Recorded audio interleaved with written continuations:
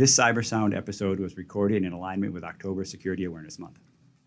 This is CyberSound, your simplified and fundamentals-focused source for all things cybersecurity, with your hosts, Jason Pufahl and Stephen Maresca. Welcome to CyberSound. I'm Jason Pufahl, joined as always by Steve Maresca. Hey there. Hey, Steve. We had a lot of debate about what to call phishing. I think we settled on it being the scourge, maybe, of the cybersecurity social engineering world. You asked me to define social engineering a little bit as we were prepping for this, and I don't want to overblow it, right? Because in reality, it's anything that sort of seeks to leverage a human response to maybe a question or an inquiry, right? So we'll get emails, we'll get text messages, we'll get voicemails. There's a whole variety of ways that phishing works. All of it's generated to try to get some person to take action on the requester's behalf. And maybe that's an oversimplification. Maybe you want to add to that. So social engineering in general, it's a discipline that basically uses deceit to get people to act how they want. That could be a guy showing up in a cable company uniform. It could be somebody sending an email. Today we're talking about phishing. It's about communications, not necessarily in person, but it's the sense of making people behave in a certain way for malicious means, to acquire information or get that recipient to do something on that behalf. So I guess the question I have is, why does it work so well, right? I mean, let's face it, there's a ton of different types here. We've seen phishing evolve over 30 plus years, right? Originally it was poorly written. Typically the grammar was terrible. People still sort of succumbed to it. I think we've seen it mature a lot, and they almost look like legitimate business emails. Why is this so successful? At the core of it is psychology, ultimately. People are forgiving. People want to be helpful. People respond to authority or perceived authority.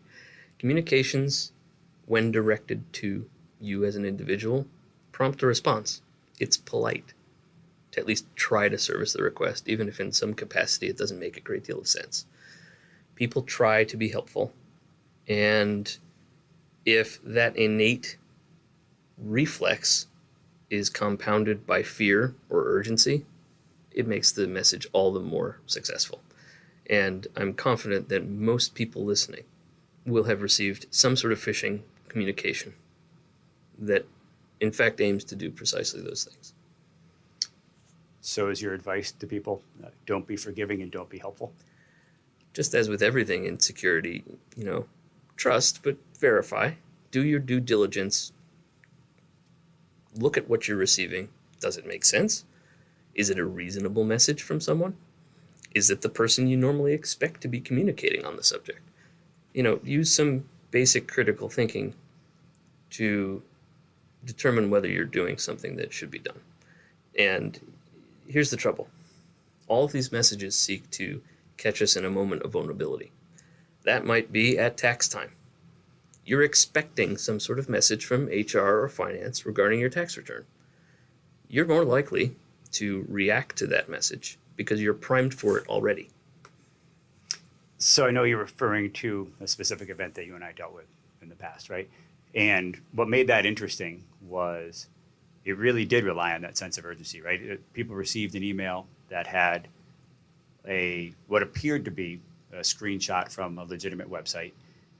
It told people that if they didn't act very quickly, their W-2s would be taken down and they wouldn't have them available during tax time. Which is, of course, ludicrous. Ludicrous, right? And I think if people take a second step back and say, would this reputable organization ever withhold my W-2 if I don't click on this link in the next 5 minutes? Like, of course, it makes no sense when you say it out loud. But people are running to a meeting. People are, stuck with deadlines all the time. They do tend to overreact or try to solve problems as quickly as they can. Huge issue, right? Providing your credentials to a tax portal or an HR portal, which is ultimately the outcome of that particular phish. Right. Again, psychology. It's W-2. People feel like they need to comply. They're expecting it. And, the tax return, people like the money. So it's sort of a multi-pronged carrot to get you to act in a way that effectively undermines you and the organization in the same fell swoop. So staying on that same phishing example, though, the one that we just talked about, the W2 example, there were telltale markers in that if somebody looked at critically, I think they would have been able to say, listen, this doesn't seem legitimate, right? The sender address was wrong, right? It wasn't the institution's domain. There were clear errors in essentially what they did to spoof the website of the company. There were markers, right? At a quick glance, it looked reasonably good. But there are ways to sort of go through that and figure it out.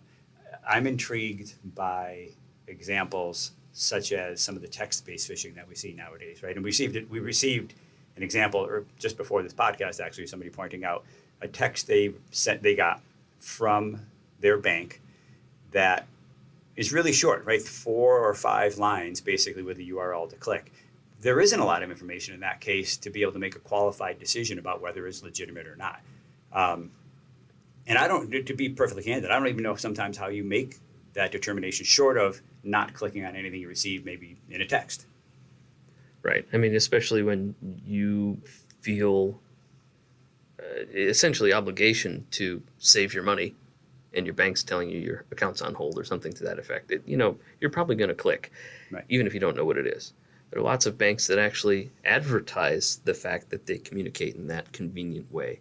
And that can be undermined rather readily. Another example I had the pleasure of receiving myself was a text message purporting to be about my Netflix subscription. Granted, banks, Netflix, I'm not sure it's all that unclear which is more important, but people care about that. Kids need to be occupied. We're bored. It's just another example. It was easy to tell Netflix wasn't spelled correctly, but if you're distracted and just inclined to click things you get in a text message, you might end up at a website that looks remarkably like Netflix and try to sign in. Right. So our general guidance, though, would be if you got an email, or rather, maybe if you got a text message from Netflix or from a bank, contact the bank directly. Right. Don't click the links that were sent.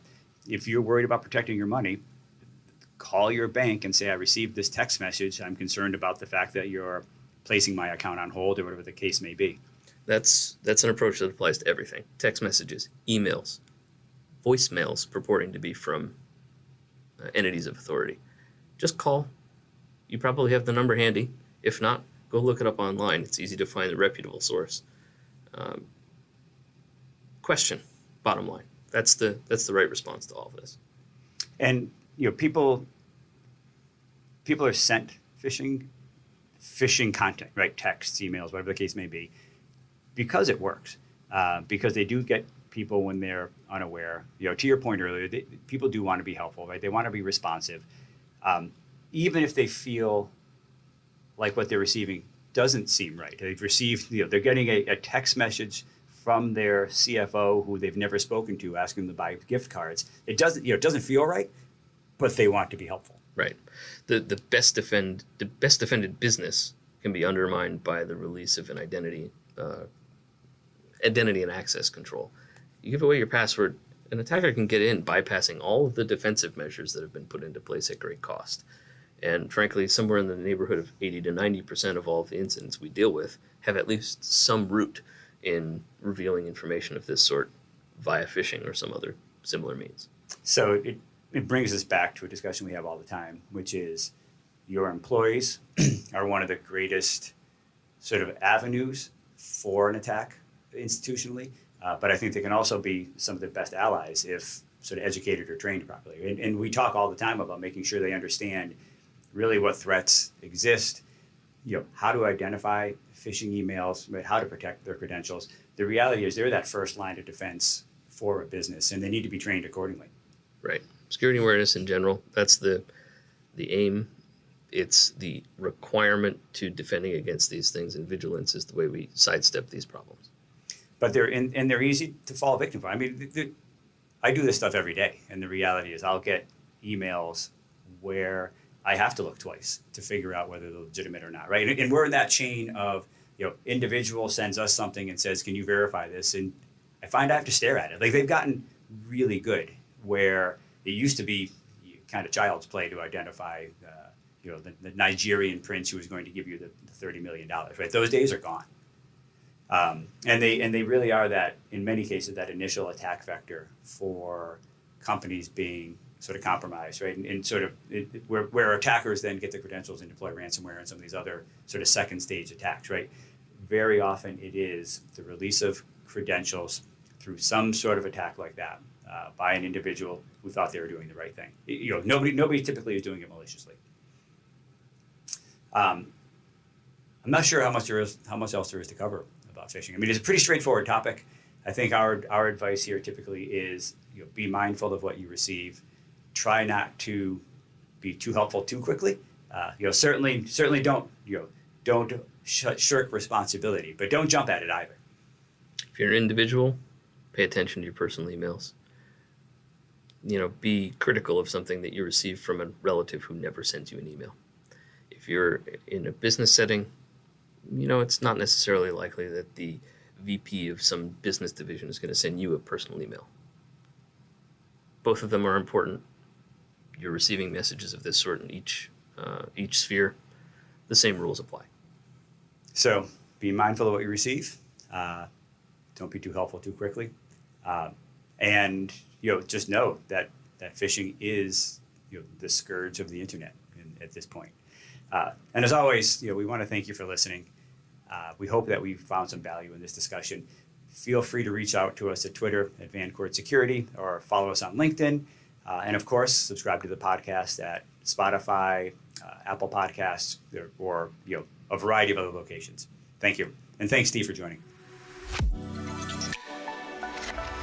Stay vigilant. Stay resilient. This has been CyberSound.